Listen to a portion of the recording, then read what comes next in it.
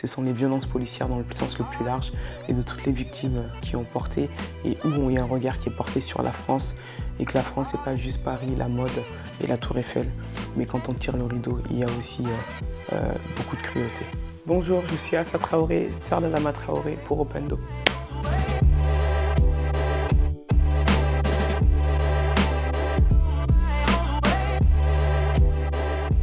Bonjour Assa, merci de nous recevoir. Ces derniers mois ont été intenses pour vous. J'ai envie de vous demander comment allez-vous? Bonjour, nous ça va très bien, ça va. 4 ans après, je ne vous cache pas que 4 ans après, j'aurais jamais pensé qu'on serait encore là pour demander la vérité et la justice pour mon petit frère. Je ne m'étais jamais dit qu'on serait là encore en 2020 et on est encore là et encore plus fort et encore plus déterminé pour emmener au bout ce combat pour arriver à un procès public. Et justement, vous avez marché ce samedi 18 juillet, 4 ans après le décès de votre frère. Le cortège s'est arrêté devant la gendarmerie où Adama a perdu la vie. Les gendarmes vous ont tourné le dos, vous n'avez pas pu le voir, ils sont rentrés au moment où vous avez pris la parole. Qu'est-ce que vous ressentez quand vous passez devant cette caserne 4 ans après le décès de votre frère? 4 ans après, et à chaque fois que j'y passe, je me dis les derniers instants de mon frère ont été là dans cette cour de gendarmerie. Ils l'ont laissé mourir sur ce bitume comme un chien, sous la chaleur, sans lui apporter aucun secours. Ils nous ont menti. Je me dis, mon frère a peut-être eu ses dernières paroles là-bas et qu'on n'était pas là, on n'a pas pu l'aider. Mais les gendarmes l'ont regardé mourir et ils étaient présents, donc ils ont eu un mépris total envers ma famille. Cette gendarmerie qui a menti à ma mère, qui a dit qu'Adama était vivant alors qu'il était déjà mort. Ces gendarmes qui ont pris le pique-nique, le repas que mon frère a apporté ce jour-là alors qu'Adama était mort. Donc c'est vraiment, quand on passe devant cette gendarmerie, j'ai envie de leur dire, un homme est mort dans cette gendarmerie, vous l'avez laissé mourir. C'est du mépris que j'ai pour eux. Et justement, ils disaient qu'ils simulaient, ils ont refusé de lui ôter les menottes, ils ont appliqué un plaquage ventral. Qu'est-ce qui s'est passé pour vous concrètement dans cette caserne? Et qu'est-ce que vous demandez aujourd'hui? Quelles sont les revendications du comité La Vérité pour Adama? Déjà, avant d'arriver dans cette caserne, mon frère, dans cet appartement, a subi un plaquage ventral. C'est pas moi qui le dis, ce sont eux qui le disent le lendemain de sa mort, lors de leur première audition, en disant qu'Adama a pris le poids de nos 3 corps. Mon frère, qui sont montés sur lui, qu'Adama a subi un plaquage ventral. Donc mon frère, dans cet appartement, il leur a dit « je n'arrive plus à respirer ». Ils lui ont compressé la cage thoracique, ils l'ont traîné jusqu'au véhicule et dans ce véhicule, Adama a dit « je n'arrive plus à respirer ». Mon frère a uriné sur lui et a piqué de la tête. Il y a la retranscription des appels qu'on a eus il y a quelques jours qui dit que ça a dégénéré, que quand ils arrivent dans cet appartement, Adama est en bonne santé. Et 50 minutes après, ils disent que ça a dégénéré. Aujourd'hui, l'heure exacte de la mort de mon frère, c'est une question que ma famille, que nous nous posons. À quelle heure mon frère est-il vraiment mort? Il y a encore plein de zones d'ombre dans cette journée-là. Mais ils sont responsables de la mort de mon petit frère. Ils ont essayé de mentir à plusieurs reprises. Si on les avait écoutés, Adama Traoré serait mort de cause cardiaque, d'infection très grave, sous l'emprise de l'alcool, sous l'emprise de la drogue, de drépanocytose. Et aujourd'hui, ils supposent même qu'Adama est mort de chaleur dans cet appartement. Avant qu'ils aillent le jeter dans cette cour de gendarmerie, ils passent devant l'hôpital. L'hôpital où ils n'essayent même pas de s'arrêter pour lui apporter assistance. Ils vont le jeter dans cette cour. Ils ont eu un droit de mort sur sa vie. Quand les pompiers arrivent dans cette gendarmerie, on leur dit, ils insistent, retirez le menottes à Adama Traoré. Et les gendarmes vont dire non, il simule. Les pompiers vont dire, retirez-lui les menottes, c'est un jeune homme de 24 ans. Et la mort de mon frère est officiellement déclarée à 19h05. Ils ont eu un droit de mort sur sa vie, ils l'ont regardé mourir, ils l'ont laissé mourir. Et il faut rappeler que les gendarmes sont des militaires formés pour sauver toute vie humaine partout. Ils étaient en capacité de le faire et ils ne l'ont pas fait. Donc ce jour-là, il y a eu énormément de mensonges. Ils ne vont pas nous appeler pour nous donner la mort, pour nous dire que mon frère est mort. C'est quelqu'un qui va croiser un de mes petits frères, Samba, et qui va lui dire « Adama a eu un malaise, ma famille va se rendre à l'hôpital ». Moi, j'étais pas là, j'étais parti en déplacement professionnel.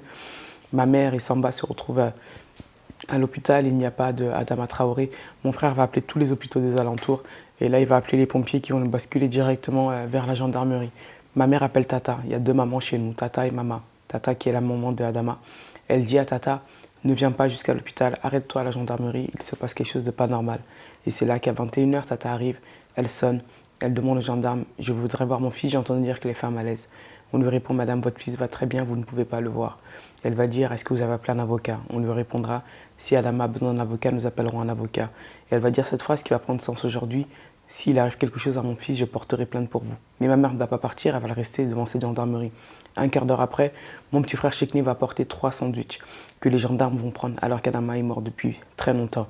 Et mon petit frère Yacouba, vers les alentours de 23h, va bloquer la porte de la gendarmerie pour pouvoir rentrer. Le gradier va le faire rentrer avec ma mère. Et là, ils vont dire à ma famille, si on vous dit quelque chose, est-ce que vous n'avez pas mal le prendre?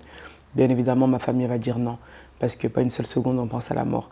Et c'est là qu'on apprend plusieurs heures après que Adama est mort. J'ai envie de dire que si ma famille n'avait pas insisté ce jour-là, on n'aurait peut-être même pas retrouvé le corps d'Adama. Ils auraient donné d'autres mensonges, parce que tout de suite, les mensonges sont suivis. Et là, le procureur va dire qu'Adama Traoré est mort de cause cardiaque, d'infection très grave, sous l'emprise de l'alcool et de la drogue. Et on va dire non, c'est faux. On va organiser une marche blanche. Et justement, ce récit, il faut qu'on s'arrête un instant dessus parce qu'il est glaçant.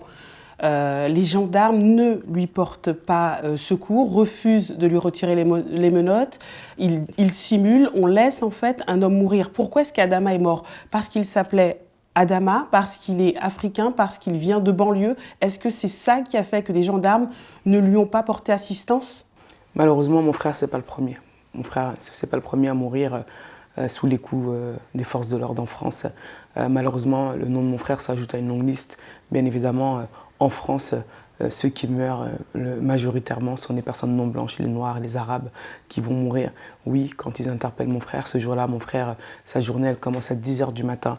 La mairie appelle pour qu'il puisse venir récupérer sa pièce d'identité. Malheureusement, mon frère n'a jamais eu le temps d'aller chercher sa pièce d'identité. C'était son anniversaire, il voulait juste faire un tour de vélo.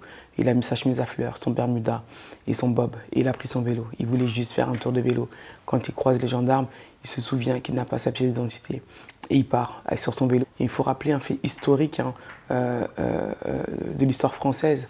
Aujourd'hui, c'est important de le dire, ce que nous subissons aujourd'hui est un racisme systémique, est un racisme qui découle du colonialisme et de l'esclavage.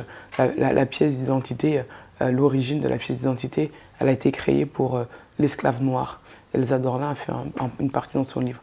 L'esclave noir, quand il sortait dans la rue, on avait le droit de l'abattre parce qu'il n'avait pas sa pièce d'identité. On abat Adama Traoré des centaines d'années après parce qu'il n'a pas sa pièce d'identité. On abat des hommes noirs, arabes, non blancs en France. La Cour européenne a condamné la France pour le contrôle au faciès. Un noir, un arabe a 20 fois plus de chances de se faire contrôler. Et on sait très bien qu'un contrôle finit par la violence ou par la mort. Donc oui, aujourd'hui, ce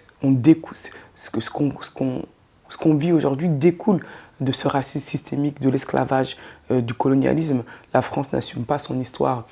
Et justement, que répondez-vous à ceux qui vous accusent de racialiser le débat, d'importer la mort de George Floyd en important ce débat-là ici en France, avec cette, par exemple, génération identitaire qui a déployé pendant la manifestation à Paris, place de la République, une banderole en notant « White Lives Matters ». Qu'est-ce que vous répondez à ces gens-là? Quand Génération Identitaire vient à notre manifestation, c'est un cadeau qu'ils nous font. C'est un vrai cadeau. Ils nous montrent, on n'a même pas besoin d'aller chercher très loin. Ils viennent sur l'endroit où nous sommes pour demander la vérité et la justice pour un homme noir, pour des hommes noirs, arabes, pour mon petit frère. Et là où ils viennent, c'est la fachosphère. Et ça prouve réellement, ça concrétise réellement ce qu'on dit est réel. Il y a du racisme en France et c'est assumé totalement. Ils étaient là. Donc ce jour-là, c'est un cadeau qu'ils nous font, qu'ils vont déployer devant toutes les caméras du monde entier. Et quand on parle, la France, il faut qu'elle assume son histoire. C'est bien quand George Floyd, notre frère, c'est mon frère, c'est notre frère George Floyd, quand il va mourir, ces images vont glacer la planète entière. Ces images vont avoir un écho directement avec le nom de mon petit frère parce qu'ils sont morts exactement de la même façon.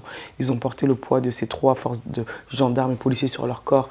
Ils ont dit exactement les mêmes mots. Je n'arrive plus à respirer. Et tout de suite, le nom d'Adama va retentir. La France va aller dénoncer ce qui se passe aux États-Unis. Mais j'ai envie de dire à la France, tirez le rideau. Et en fait, il y aura un effet miroir. Et cet effet miroir, ça sera exactement la même chose en France. Il faut que le monde entier le sache. En France, les policiers, les gendarmes tuent les jeunes hommes noirs, arabes, des quartiers populaires, la population issue de l'immigration subit de la violence policière, subit de l'impunité policière derrière un pays qui se dit liberté, égalité, fraternité, derrière un pays qui se dit démocratique, ça ne devrait même pas faire débat aujourd'hui, derrière un pays où la démocratie est proclamée dans le monde entier. Et en France, ça se passe. Donc oui, la France doit regarder d'abord ce qui se passe chez eux, parce qu'il n'y a pas qu'Adama Traoré, des noms, on peut en dire plusieurs. Il y a Lamine Dieng, il y a Babacar Gueye, il y a Sabré, il y a Mehdi, il y a Lamine, il y en a énormément. Et cette liste, elle est très longue, elle est réelle et elle est là. Et justement, vous dénoncez cette criminalisation d'Adama Traoré, finalement fait passer des victimes, vous disiez, pour des coupables. Son casier judiciaire est étalé dans la presse. Vous dénoncez une peine de mort, finalement. Comment vous réagissez quand on étale son casier dans la presse, quand il y a des accusations graves qui sont portées contre lui à titre posthume, l'accusant d'une affaire de viol et vous d'avoir voulu faire pression sur une victime? Qu'est-ce que vous répondez dans ces cas-là? Comment on se sent? Aujourd'hui, j'ai un pouvoir sur ces personnes-là. J'ai un pouvoir psychologique, j'ai un pouvoir psychique, j'ai un pouvoir physique. On leur fait tellement du mal qu'ils dorment à Assa Traoré, qu'ils dorment comme Adama. Ils mangent nous, ils dorment nous et qu'ils vont chercher toutes les choses les plus abominables pour leur dire parce qu'on leur fait vraiment mal. Et le jour où ils arrêteront de parler de nous, là, je me poserai moi-même des questions. Ça glisse complètement sur moi. Vous rejetez ces accusations? Nous, le combat, on a un chemin. Ce combat, on l'a tracé. Aujourd'hui, c'est nous, on leur fait du mal. Et cette pression psychologique, elle marche très fort parce que tous les jours, ils parlent de nous. Ils ne passent pas un instant, un moment sans qu'ils puissent parler de nous. Et j'ai envie de dire, faut faire très attention. Nous sommes dans un pays qui se dit démocratique. Et la peine de mort, elle a été abolie. Il faut faire attention à ce qu'elle ne soit pas rétablie. Et dans le combat Vérité Justice pour Adama, on se battra pour que cette peine de mort ne soit pas rétablie et officialisée. Et c'est ce qui est en train de se passer en France quand on sort des casiers judiciaires. J'ai envie de dire qu'on ne va pas à l'Élysée avec une arme et on ne leur tire pas une balle dans la tête. Pourtant, ce sont des délinquants. Ils sont multirécidivistes. On ne va pas à l'Élysée en leur faisant un plaquage ventral. On ne va pas à l'Élysée en les violant. Ils ont un rapport à nos corps très violent, le rapport qu'ils ont au corps noir, au corps non blanc, cette domination qu'ils ont. Donc si on part de ce principe-là, des casiers judiciaires, tout le monde en a et dont les dirigeants, et on ne va pas leur mettre une balle dans la tête. Gaye Camara était dans sa voiture, on lui a tiré une balle dans la tête. Donc c'est pas la peine de mort, elle est abolie, on ne peut pas la rétablir. Et bien évidemment, les accusations, elles glissent complètement sur moi. Au contraire, moi, je me dis même que j'ai un pouvoir sur eux, puisqu'ils sont obligés de parler de moi tous les jours, et de mon frère et de notre combat, tellement ils ont mal. Et quel message justement vous adressez à tous ces jeunes que vous avez baptisé la génération Adama, qui s'identifient à vous? Vous êtes devenu une icône pour eux. Est-ce que vous mesurez la mission qui est la vôtre aujourd'hui et quel message vous adressez à la génération Adama? Moi, j'ai qu'une seule mission, c'est emmener le combat de mon frère jusqu'au bout, la mise en examen des gendarmes, la condamnation des gendarmes, arriver à un procès public. J'ai envie de dire à cette jeunesse, en fait cette jeunesse aujourd'hui se reconnaît au mouvement Adama, c'est une jeunesse qui n'a plus peur, c'est une jeunesse qui ne veut pas se taire. J'ai envie de leur dire peut-être qu'en face de nous, nous sommes tous devenus des soldats malgré nous. Ils ont créé en nous le soldat, ils ont créé en moi la soldate que je suis, cette machine de guerre qui n'a ni sentiment, ni état d'âme, ni remords, où tous les coups sont permis, où tous les coups sont forts, où tous les coups sont puissants, où ils ont la justice, où ils ont l'argent, où ils ont la prison. Aujourd'hui, on n'a plus peur. Nous, ils ont peut-être les armes, mais nous, on a ce qu'il y a de plus fort, on a le peuple et on n'a plus peur. Quand on n'a plus peur, on occupe l'espace qu'on veut. Quand on n'a plus peur, on dit ce qu'on veut. Quand on n'a plus peur, on va au front. Et cette génération, Adama, j'ai envie de leur dire, on doit se battre. Des ancêtres se sont battus pour qu'on puisse avoir les droits que nous méritons. Aujourd'hui, on nous avait enlevé nos droits.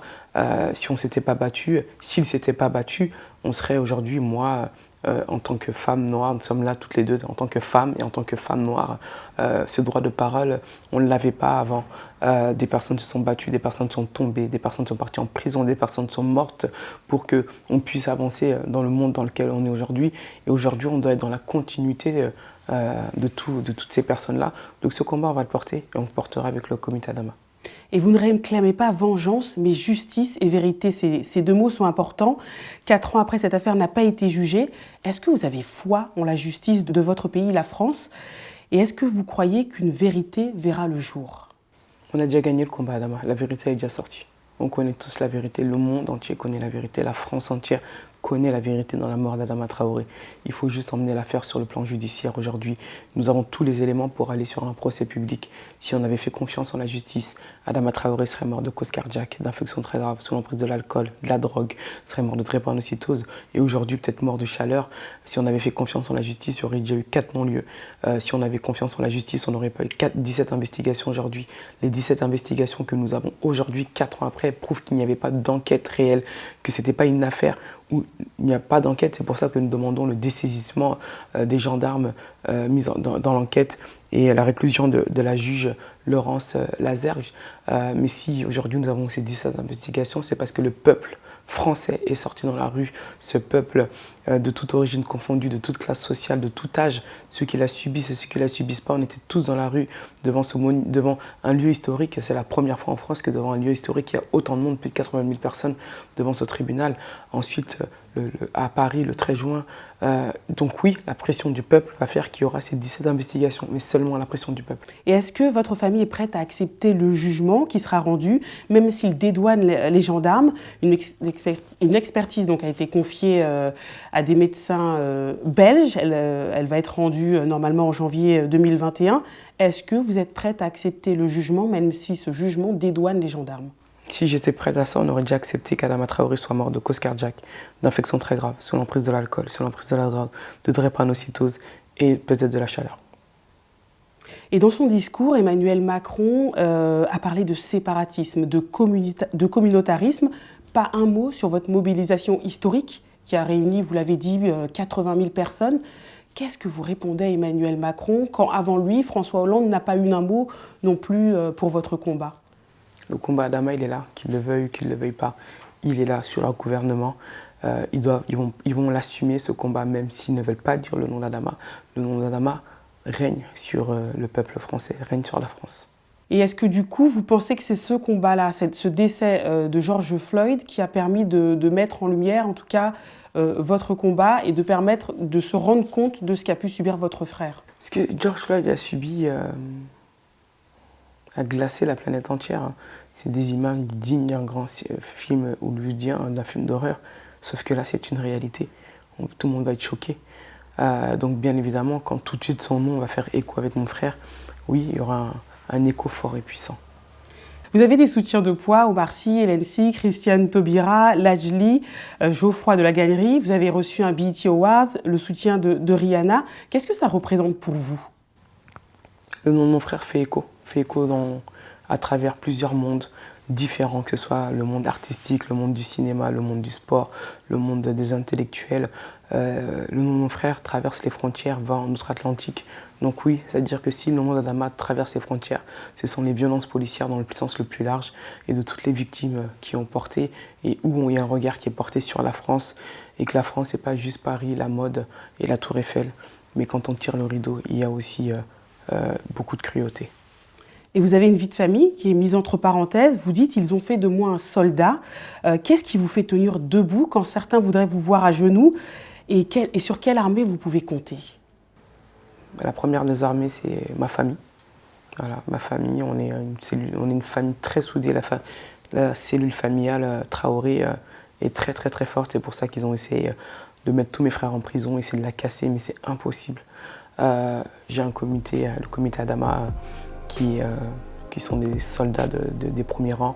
Et les rangs se remplissent de jour en jour, de mois en mois et d'année en année, avec tous les soutiens aujourd'hui dans le combat Adama. Quand 4 ans après, la mobilisation est encore plus grande à Beaumont, à plus de 50 km de Paris. Donc aujourd'hui, c'est le peuple. Il faut que la France ait conscience qu'aujourd'hui, le peuple s'est levé et c'est un peuple qui va ensemble, peu importe d'où tu viens, peu importe qui tu es, peu importe ton appartenance religieuse, peu importe ton appartenance sexuelle, peu importe ce que tu manges. Si tu es contre l'injustice, bah, aujourd'hui, c'est un peuple qui est aux côtés et derrière le comité Adama pour aller. Donc voilà. Et vous êtes franco-malienne, Soninké, si je ne me trompe pas. Vous avez été au Mali où a été enterré votre frère. Comment a réagi la communauté auprès de vous, auprès de votre maman, que ce soit ici en France ou au Mali? On a énormément de soutien, vraiment. On est très suivis au Mali comme ici. Et j'ai envie même pas me dire qu'au Mali, vraiment dans presque tous les pays d'Afrique qui suivent très attentivement et avec force le combat Adama. J'ai envie de vous demander comment va votre maman aujourd'hui. Vous avez perdu un frère, ainsi que vos frères et sœurs. On lui a enlevé son fils. Comment est-ce qu'on vit avec cette douleur? Et surtout, c'est ma dernière question, comment va votre maman aujourd'hui? En tout cas, la maman d'Adama et la vôtre. Elles vont bien, mais elles vont comme une mère qui a perdu son enfant. Pour n'importe quelle mère, peu importe d'où tu viens. Une mère reste une mère qui a élevé son enfant, qui a fait grandir son enfant et on lui arrache la vie. Je pense que c'est le même sentiment que n'importe quelle mère pourrait avoir et c'est un sentiment qui est égal et qui est pareil, mais c'est un sentiment de douleur. Et aujourd'hui, elle est debout et elle est prête à aller jusqu'au bout avec nous pour demander la vérité et la justice pour son fils.